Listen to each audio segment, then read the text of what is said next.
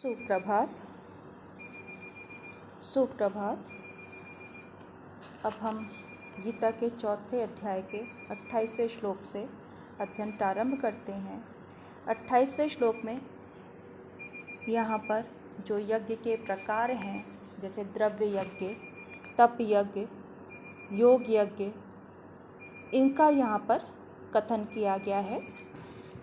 वो कहते हैं, यहाँ पे कृष्ण कहते हैं कि द्रव्य यज्ञास तपो यज्ञा योग यज्ञास तथा परे स्व अध्याय ज्ञान यज्ञाश्च यतिया संशित व्रता। कि द्रव्य यज्ञास तपो यज्ञा योग यज्ञास तथा परे, कि द्रव्य यज्ञ अर्थात जो द्रव्य से यज्ञ करने वाले हैं। इसी तरह से तपो यज्ञा तपस्या से, तपश्चर्या से जो यज्ञ करने वाले हैं।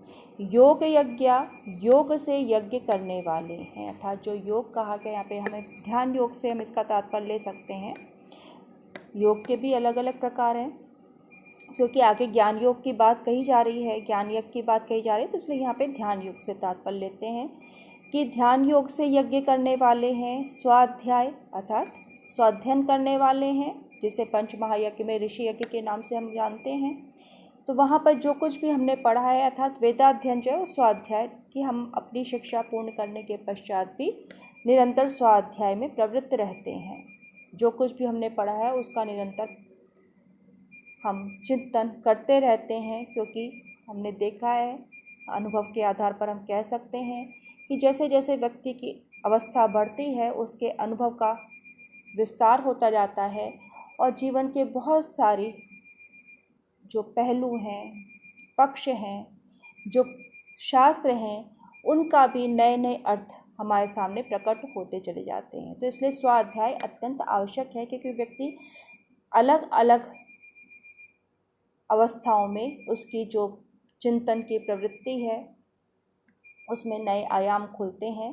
तो इसलिए स्वाध्याय में प्रवृत्त रहना चाहिए। ज्ञान यज्ञश्च ज्ञान रूपी यज्ञ करने वाले, अर्थात ज्ञान से ज्ञान दान, या हम किसी को जो हम पढ़ाते हैं, अध्यापन में जब प्रवृत्त होते हैं, तो यहाँ पर कि जब एक तो ज्ञान प्राप्त करना और फिर जो हमने ज्ञान प्राप्त किया है उस परंपरा को आगे बढ़ाना।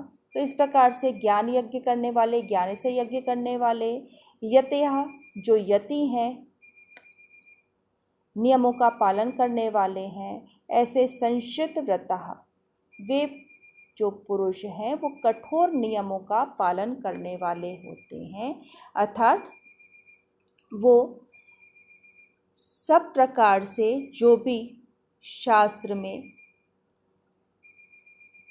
जो नियम विहित हैं यज्ञ के लिए, तपस्या के लिए, तो उसमें यहाँ पर जो कठोर नियमों का पालन करने वाले हैं, अहिंसा आदि जो जिनका पालन करना में कठिनाई होती है, क्योंकि हमारे सामने बहुत सारे ऐसे अवसर आते हैं जब हम पूर्ण रूप से अहिंसा के सिद्धांत पर नहीं टिके रह सकते। इसी तरह से हम पूर्ण रूप से सत्य बोलने के सिद्धांत पर नहीं टिके रह सकते। आवश्यकता के अनुसार उसमें हम परिस्थिति के अनुसार कहीं ना कहीं उसमें समझौते कर लेते हैं। उससे किसी को नुकसान भले ही ना हो, कई बार किसी के लाभ के लिए भी हम बोलते हैं, लेकिन यहाँ पर हर परिस्थिति में अपने सिद्धांत पर अडिग रहना, इससे हम ये अर्थ निकालते हैं। तो ये हमारे सामने यज्ञ के अलग अलग उन्होंने जो प्रकार है उनका यहाँ पे कथन किया है। तो द्रव्य यज्ञ करने वाले, तपो यज्ञ करने वाले, योग यज्ञ करने वाले, स्वाध्याय करने वाले, ज्ञान यज्ञ करने वाले, जिसके अर्थ आपको पहले प्रकट कर दिए गए हैं, ऐसे संशित व्रता यतयः, ऐसे कठोर नियमों का पालन करने वाले सन्यासी होते हैं या योगी होते हैं। तो यहाँ पर प्रत्येक पहली को उन्होंने बता दिया कि जब हम किसी द्रव्य यज्ञ करने वाले, तो हम जो न्यायोचित, जैसे हमने कहा धर्म सम्मत रीति से अर्थोपार्जन करके उसे हम देवार्चन में लगाते हैं, तो वहाँ पर वो द्रव्य यज्ञ हो गया। उसमें फिर कितने ही जो हम दान करते हैं, जितने प्रकार के, उसमें जो हम होम क्रिया करते हैं, या जो हम किसी भी रूप में यदि हम द्रव्य का दान कर रहे हैं या उसका जो होम करने योग्य है उस व्यक्ति को हम हवन में डाल रहे हैं, तो उसको हम द्रव्य यज्ञ, यानी कि द्रव्य के माध्यम से हम जब यज्ञ करते हैं तो वो द्रव्य यज्ञ कहलाता है। और जब हम कहीं अपने जो हमारी साधना है, हम अपने शरीर को अलग अलग परिस्थितियों में डालते हैं, उसको हम और कठोर अपने जीवन यापन करना चाहते हैं, तो जो व्रत उपवास इत्यादि होते हैं उसको हम जैसे जैसे कठोर करते जाते हैं, यहाँ पर उससे भी तात्पर्य हो जाता है। तो इस प्रकार से जितने भी प्रकार से व्यक्ति को लगता है कि वो अपने ऊपर नियंत्रण कर सकता है, वो करने का प्रयास करता है। अब इसके आगे वो कहते हैं अपाने जुह्वति प्राणम प्राणे अपानम तथा परे प्राणापान गतिरुद्वा प्राणायाम परायणा। अब यहाँ पर वो इसको क्या स्पष्ट कर रहे हैं कि अपाने के किस प्रकार से जो है व्यक्ति जो यज्ञ का स्वरूप है उसमें किस प्रकार से वो यज्ञ करता है, कि जो प्राणायाम का स्वरूप है, प्राणायाम प्राणों पर संयम करना, उस पर एक नियंत्रण साधना, तो किस प्रकार से हमें श्वास लेनी चाहिए, किस प्रकार से हमें उसको छोड़ना चाहिए, किस प्रकार से हमें रोकना चाहिए, इस प्रकार से जो हमारे श्वसन क्रिया कह लो, या हम जिसे कहते हैं कि श्वास के ऊपर नियंत्रण करने के लिए हम जिस प्रकार से उसको अपने अनुसार, इच्छानुसार उसको श्वास को लेना और छोड़ने की क्रिया करने लगते हैं, उस पर हमारा धीरे धीरे नियंत्रण होने लगता है। उस बात को यहाँ पे समझाने कि अपाने जुह्वति प्राणम। तो कोई तो योगी होते हैं जो अपान में, अपान वायु में जो पंच प्राण कहे गए हैं, प्राण, अपान, व्यान, उदान और समान, ये 5 प्रकार की वायु कही गई है, प्राणवायु कही गई है। तो कहते हैं कि जो व्यक्ति अपान वायु में प्राणों को होम करता है, अपाने प्राणम जुह्वति, अपान वायु में प्राण वायु को होम करता है, प्राणे अपानम तथा, और उसी प्रकार से प्राण में अपान को होम करता है, प्राणापान गतिरुद्वा, और कोई होते हैं जो प्राण और अपान की गति को रोककर, उस पर निरोध करके, अर्थात तो उसको रोककर प्राणायाम परायणा, अर्थात वो प्राणायाम में लगे रहते हैं। अर्थात वो जो श्वसन क्रिया है, श्वास लेने का जो अभ्यास है, वो किस प्रकार से करनी चाहिए। तो कुछ व्यक्ति तो अपने श्वसन या श्वास लेने की क्रिया को ही के द्वारा ही यज्ञ करते रहते हैं। तो यहाँ पर वो स्पष्ट कर देते हैं कि जो पातंजल योग है, जिनके नाम से हम या जिनका योग शास्त्र को जानते हैं जिस रूप में, कहते हैं उसमें प्राणायाम भी एक प्रकार से यज्ञ है। और हम तंत्र की परंपरा में जाएँ तो वहाँ पर भी ये जो प्राणायाम है वो एक प्रकार से निरंतर चलने वाली क्रिया है, जिसे हम सोहम और हंसा के रूप में वहाँ पर जानते हैं। कहते हैं प्राणायाम करना भी क्या है, एक यज्ञ के समान ही होता है। तो योग रूप जो यज्ञ है, यहाँ पे कर्म, एक तो कर्म योग होता है, एक भक्ति योग होता है, तो इस ज्ञान योग होता है। तो यहाँ पे जब हम प्राणायाम शब्द कहते हैं, प्राण शब्द से श्वास और जिसे हमने कहा प्रश्वास उच्छ्वास दोनों का क्रियाएं प्रकट होती हैं। लेकिन जब प्राण और अपान का भेद करना होता है, वो तो निरंतर स्वाभाविक रूप से होने वाली क्रिया है, श्वास लेना और छोड़ना। लेकिन जब हमें भेद करना होता है तो प्राण बाहर जाने वाला अर्थात उच्छ्वास वायु और अपान भीतर आने वाला श्वास, ये अर्थ किया जाता है।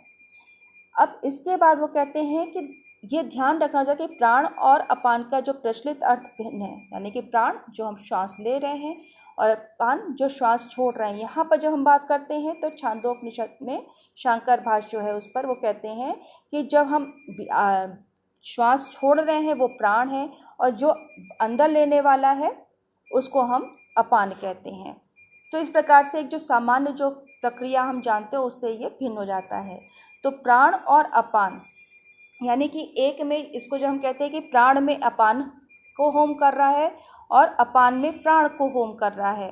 तो यहाँ पे क्या अर्थ होता है इसका, कि प्राण में अपान का होम करने से रेचक प्राणायाम होता है। जो प्राणायाम के प्रकार हैं तो यहाँ कहते हैं उससे रेचक प्राणायाम होता है, और प्राण और अपान इन दोनों का निरोध करके वही प्राणायाम कुंभक हो जाता है, अर्थात हम बीच में अपने जो श्वास है उसको रोक लेते हैं। अब इसके अतिरिक्त जो और हैं, जिसे कहा पंच प्राण है, तो व्यान, उदार और समान, ये जो 3 वायु हैं, इनमें से जो व्यान है वो प्राण और अपान के संधि स्थलों में रहता है। और जब हम कोई धनुष खींचते हैं, वज़न उठाते हैं, तो जो हम रोक करके थोड़ा सा देर अपनी सांस को रोक करके वो कार्य करते हैं, उसमें बल प्रयोग करते हैं उसको को पूर्ण करने के लिए, तो उसमें वो व्यक्त होता है व्यान वायु। जब मरते हैं मृत्यु काल में तो जो निकलती है जो वायु हमारे शरीर से उसको हम उदान कहते हैं। और जो शरीर के समस्त स्थानों पर जो हमारे जो अन्न का जो रस है, जो पाचक या पोषक रस है, उनको पहुंचाने वाली जो वायु है उसको हम समान कहते हैं। ये प्रश्नोपनिषद में इस प्रकार से इसके भेद बताए गए हैं। तो इस प्रकार से हम कह सकते हैं कि जब प्राण आदि वायु के यहाँ पर जो है सामान्य जो प्रचलित अर्थ है उससे भिन्न अर्थ भी हमें कहीं कहीं टीकाओं में मिलते हैं, इसलिए यहाँ ये बताना आवश्यक है। तो अब महाभारत में क्या कहते हैं, महाभारत के वन पर्व में कि प्राण मस्तक का वायु है, अपान नीचे जाने वाला सरकने वाला वायु है। यानी कि यज्ञ करना यद्यपि वेद के अनुसार मनुष्य का कर्तव्य है, तब भी यानी कि जो एक स्थूल यज्ञ है वेद के अनुसार, क्योंकि वो एक प्रारंभिक अवस्था है तो मनुष्य का कर्तव्य है, लेकिन फिर भी यज्ञ एक प्रकार का नहीं होता। प्राणायाम करो, तपस्या करो, स्वाध्याय करो अर्थात शास्त्रों का अध्ययन करो, जितने यज्ञ के प्रकार बता रखे जैसे अग्निष्टोम यज्ञ करो, पशु यज्ञ करो, इस प्रकार से, या उसमें हवन करो। जैसे हम देखते सामान्यतः जो हविष्यान्न उसमें देते हैं, अग्नि में होम करते हैं तो उसमें तेल और चावल जौ इत्यादि की जो आहुति दी जाती है घी के साथ में, या जो सामान्य रूप से आजकल हम करते हैं कि स्तोत्र पाठ इत्यादि है, या षोडशोपचार पूजन है, किसी भी रूप में यदि हम ईश्वर का आराधन कर रहे हैं तो वहाँ पर वो एक प्रकार से यज्ञ की जो भावना से जब हम करते हैं उसको, तो यहाँ पर उसके ये अलग अलग प्रकार हो जाते हैं। अब उसी क्रम को वो आगे बढ़ाते हुए कहते हैं, अपरे नियताहारा प्राणेषु जुह्वति सर्वे अपि एते यज्ञविदो यज्ञ शपित कल्मषा। अपरे नियता आहारा, नियत आहारा अर्थात जिसका आहार निश्चित है। तो ये जो पद है ये तीनों प्रकार के जो प्राणायाम परायण पुरुष जिसका भी पीछे हमने उल्लेख किया है तो उनसे ये संबंध रखता है, क्योंकि उसी क्रम में आ रहा है। तो कहते हैं जो द्रव्य यज्ञ से जो हमने पीछे पढ़ा, द्रव्य यज्ञ, तप यज्ञ, तो यहाँ जो प्राणायाम तक जो उन्होंने बताया कि प्राणायाम के द्वारा जो है वो अपना जीवन यानी यज्ञ करते हैं, तो अपने द्वारा किए जाने वाले जो उनके कर्म के भेद हैं उसमें वो लगे रहते हैं। तो अपरे नियत आहारा, नियत आहार वाले, प्राणान प्राणेषु जुह्वति, प्राणों को प्राण में ही होम करते हैं, और सर्वे अपि एते, और ये सभी जो हैं जो प्राणायाम में लगे हुए व्यक्ति हैं, यज्ञ विदो, यज्ञ के वेत्ता हैं, यज्ञ क्रिया को जानने वाले हैं, यज्ञ शपित कल्मषा, क्योंकि ये यज्ञ में निष्ठा रखते हैं और उस यज्ञ क्रिया के द्वारा वो अपने समस्त पापों का नाश कर लेते हैं।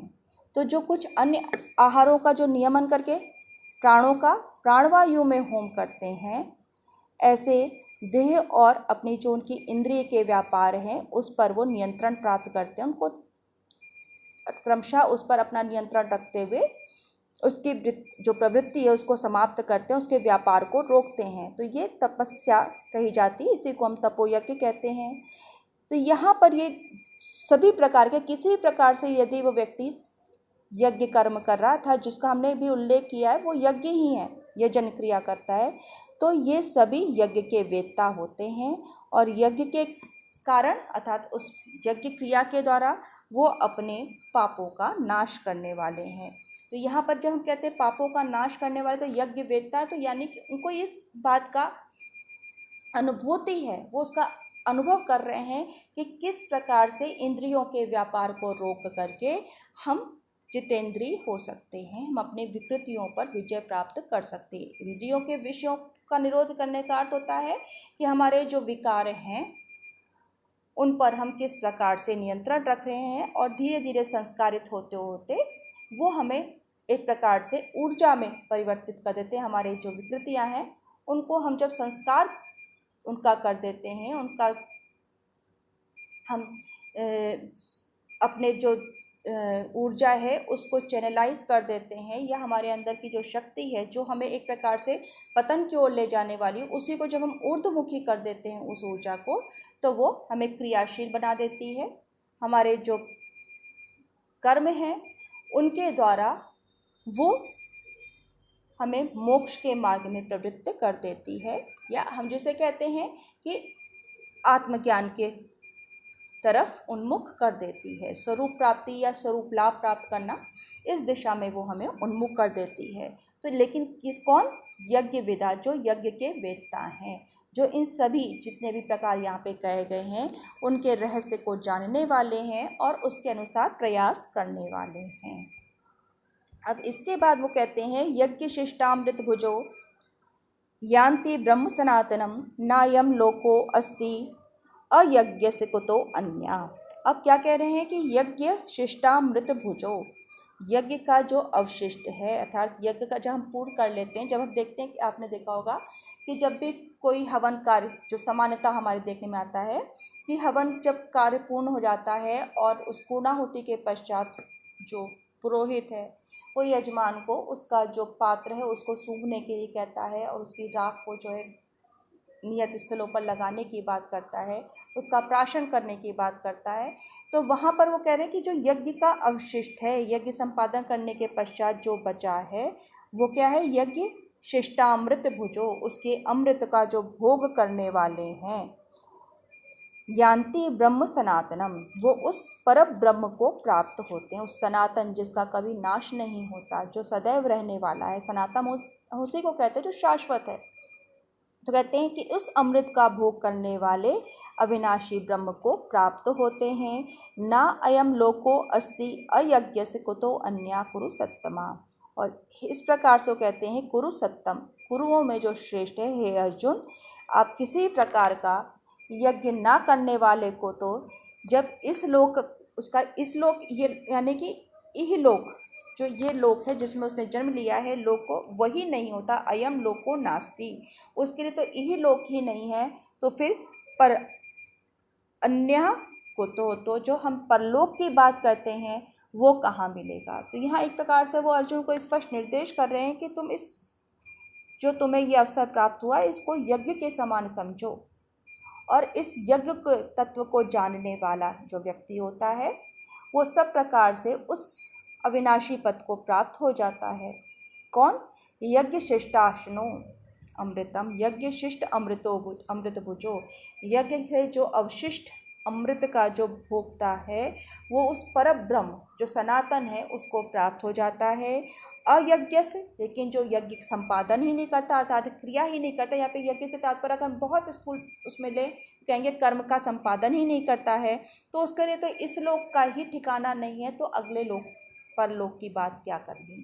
तो ये हमें कर्म की ओर उन्मुख करने वाले या कर्म यज्ञ में प्रेरित करने वाले जो वचन है यहाँ पर यज्ञ शिष्टा अमृत भुजो, जब वो कहते हैं यज्ञ शिष्ट अमृत भुजो तो वहाँ स्पष्ट कर देते हैं कि यज्ञ का जो अवशिष्ट है, कोई भी एक कार्य संपन्न हुआ उसके अवशिष्ट जो शेष बचा उसका भोग करना, तो वो जो बचा हुआ है वो अमृत रूप है। मंथन जिसे हम कहते हैं मंथन के पश्चात अमृत निकला, तो यहाँ कहते हैं यज्ञ के पश्चात जो शेष है वो अमृत है और उसके भोक्ता को उस सनातन तत्व की प्राप्ति हो जाती है।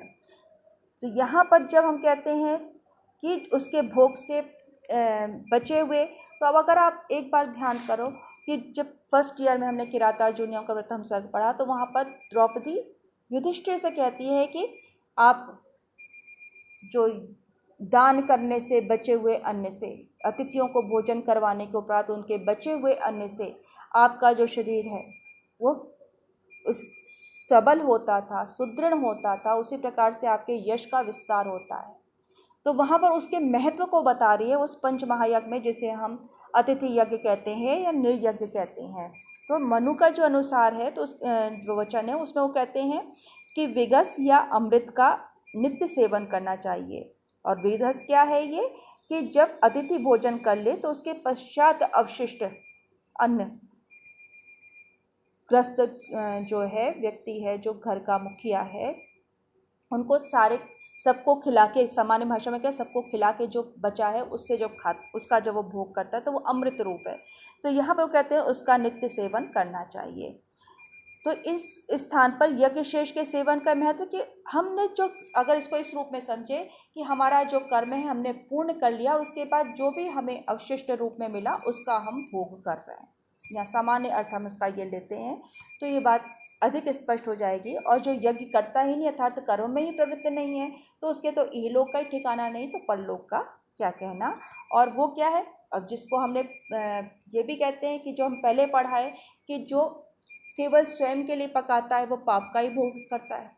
तो वहाँ पे केवल स्वयं के लिए पकाने वाले को कहा है कि वो पाप का भक्षण कर रहा है। तो ये इस बात का संकेत करता है कि हमें जीवन यापन के लिए हम जो आजीविका है उसमें भी ऐसा नहीं कि पूरा का पूरा हम स्वयं पर ही व्यय कर लें, स्वयं पर ही खर्च कर लें। उसके लिए जो नियत भाग है, तो नियत भाग कहने से तात्पर्य होता है कि हमारे जो भी आजीविका है, हमारा जो भी उपार्जन है, उस पर सबका हक है, सबका अधिकार है। तो हमें से प्रत्येक व्यक्ति के भाग को निकाल करके ही उसका भक्षण करना चाहिए, उपभोग करना चाहिए। तो समाज में संतुलन बना रहता है। इसको इस रूप में समझेंगे तो वो आपको और भी अधिक स्पष्ट हो जाएगा।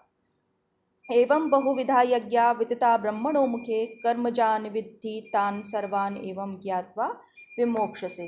और इस प्रकार से जो जो पीछे चर्चा करते आए हैं यज्ञों के जो प्रकार, द्रव्य यज्ञ, तपो यज्ञ, ज्ञान यज्ञ, इन सब की जो चर्चा करते थे, तो इस प्रकार से बहुत सारे यज्ञ हैं ब्रह्मणा मुखे विदिता, जो ब्रह्मा के मुख में स्थित हैं, उसमें विस्तार प्राप्त करते हैं। तो ऐसे बहुत प्रकार के यज्ञों का जो विस्तार है ब्रह्मणों मुखे, ब्रह्मा के या ब्रह्म के मुख में उसको विस्तार प्राप्त होता है। कर्मजान विद्धि तान सर्वान एवं ज्ञात्वा विमोक्ष से। तो इसलिए उन सभी यज्ञ कर्म के द्वारा ही संपन्न, कर्मजान कर्म से उत्पन्न होने वाले, तान सर्वान वो समस्त यज्ञ, कर्मजान विद्धि कर्म से उत्पन्न होने वाले जानो, द्वितीया का एक बहुवचन है। तान सर्वान कर्मजान विद्धि, किसको, तान यज्ञान, उन यज्ञों को, उन समस्त कर्मों को तू कर्म से उत्पन्न होने वाला जान। और यदि तू इस रहस्य को, इस मर्म को समझ लेता है तो एवं ज्ञात्वा विमोक्ष से, तो तू मुक्त हो जाएगा। अर्थात कर्म के बगैर तेरी गति नहीं है। सीधी सी बात यह है कि कर्म तुझे करना ही है। जैसे हमने यहाँ पे यज्ञ का, यज्ञम आचरता पुरुषा, तो यज्ञ के लिए आचरण करता हो, अर्थात तू जो कर्म कर रहा है उसके अंदर तू लिप्त किस रूप में हो कि तुझे वहाँ हवि प्रदान करनी है और जो अवशिष्ट है उसका तुझे भोग करना है। उसमें लिप्त नहीं होना है, आसक्ति से रहित रहना है और कर्म के बगैर तेरी गति नहीं है। और जो ये यज्ञ जिसको हम कहते हैं कि जो वैदिक जो संस्कृति रही है, जो यज्ञ प्रधान संस्कृति रही है, उसका भी यहाँ पर जो रहस्य है वो उद्घाटित हो जाता है कि जब हम यज्ञ संपादित करते हैं तो जो कुछ भी हम वहाँ पे स्थूल रूप में क्रियाएं कर रहे हैं उसको हमें सूक्ष्म स्तर पर ले जाती हैं। वो समस्त क्रियाओं को करने का, संपन्न करने का उद्देश्य है कि हम करते हुए भी उससे निर्लिप्त रहें। जो उसका एक क्या है कि बेसिक कॉन्सेप्ट है या उसका जो मूल विचार है यज्ञ का, वो ये है इदम न मम, ये मेरे लिए नहीं है। तो जिस दिन हर व्यक्ति के मन में ये भाव आ जाए कि ये मैं इसके लिए दे रहा हूँ, ये मेरे, तो जब हम किसी को प्रदान कर रहे हैं फिर उसमें आसक्ति भी रखें कि अरे मेरा ये भाग चला गया, मेरा इतना खर्चा हो गया। तो जब हम इदम ना मम के जो विचारधारा है उस पर चलेंगे तो निश्चय ही लोक का कल्याण होगा, समाज का कल्याण होगा। और उस रूप में जब हम कर्मों को करने लगेंगे तो सद्गति को प्राप्त होंगे। जो अमृतत्व है उसके हम भोग करेंगे, जो परम स्वरूप है, परब्रह्म है, पराशक्ति है, उस रूप को हम प्राप्त कर लेंगे।